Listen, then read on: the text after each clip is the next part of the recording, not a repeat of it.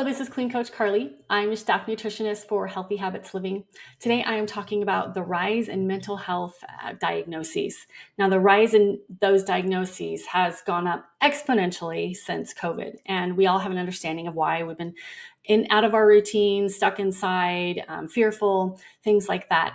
But even before COVID, the rise of mental illness diagnoses was exponentially growing and growing faster than it ever had in the past.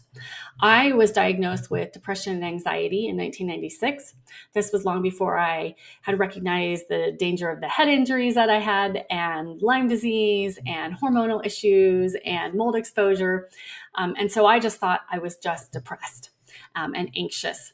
And I remember being diagnosed and going to the mental health services at my college, which was on the bottom floor in a basement, kind of dark, kind of out of the way. And it felt very much symbolic of my understanding of mental health, that it wasn't something that was really talked about. It was kind of pushed aside, not out in the limelight or the mainstream.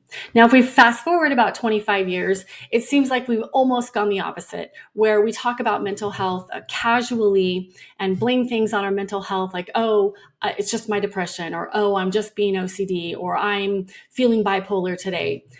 While I think it's great that we can talk more freely and openly about these things, I think that many of us normalize mental illness and maybe lack the resources to actually do something specific about it. We just think it's part of our normal life and we can't do anything about it. So one of the things that I recommend is amino acid therapy, and in particular, GABA. So GABA is a supplement. It is the acronym or the shortened version of gamma aminobutyric acid. Now, this is something that your brain and body produce on their own, but they may not produce enough for you. In the past, we have thought, well, we can't take GABA as a supplement because it won't cross your blood-brain barrier. In other words, if you take it in your mouth, it's not going to get up to your brain. Well, that's not true. We now know through anecdotal use, but also through real studies, that GABA supplements and many others get through the blood-brain barrier. And that is because the blood-brain barrier is much more permeable than we used to think that it is. In fact, sometimes it can be too permeable, and that can lead to other issues. So we know that GABA gets into the brain. So I always recommend that if you want to try GABA, you open up your capsule and you just put your pinky or your finger in there, lick it, and then put the GABA in your mouth. So just a little tiny bit to see what kind of response you get. That way you know that it's crossing your blood-brain barrier, and it gives you a good indication of how much of a dose you would want to take. Now, Thorne offers a GABA that is not made in a laboratory in a chemical process. It is extracted from fermented kimchi. So there's a benefit to that because it is a more natural form of GABA and easier to digest and absorb. So if you want to eat like 3 or 4 cups of kimchi every day, you could probably get a reasonable amount of GABA. But if you aren't into that, I recommend a supplement.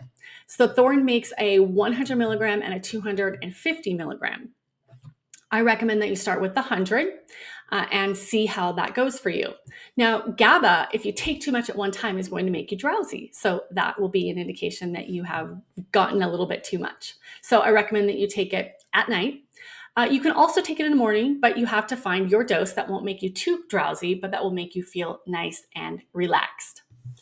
So I recommend, again, starting slow, as with all supplements, with Thorne's GABA. Again, you can just open up your capsule and try just a little bit to see what kind of response you get. I also recommend that you advocate for your own mental health issues, whatever those might be, and not let them become normalized and just part of your routine that you have to live with, but that you're constantly striving to find solutions and maybe even the root cause of your mental health issues. Here at Healthy Habits Living, we are always here to help you get healthy, to stay healthy, and be healthy.